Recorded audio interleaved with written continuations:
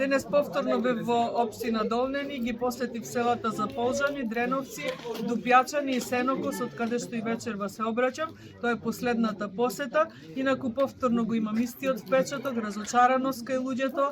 како од централна, така и од локална власт. Разговаравме, речиси буквално на сите теми кои што ги засегаат овие жители, нормално како и сите во Република Македонија, но она што денес најмногу беше актуелно, зашто се запознати секако и овие луѓе тука, е најактуелната тема во Република Македонија која што се случува, а тоа е криминалниот договор за автопатите на коридорот 8 и 10, односно договорот Бехтел-Јенка, за кој што денес Артан Груби и Димитар Ковачевски добија црвен картон и од Европската Унија, бидејќи сакаат по не знам кој пат да го злоупотребат европското знаменце. Јас само денес се договорив со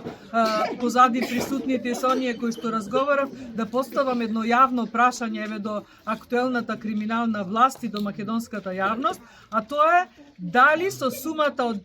повеќе од 200 милиони евра која што се потроши без воопшто да видиме проект, договор или да започне барем еден метар од изградба на овој автопат, дали со тие пари во Република Македонија ќе беа асфалтирани сите селски патишта и ќе беа задоволени секојдневните барања на жителите низ сите македонски населени места. Ете, такви се приоритетите на оваа криминална власт и нивните така наречени европски вредности.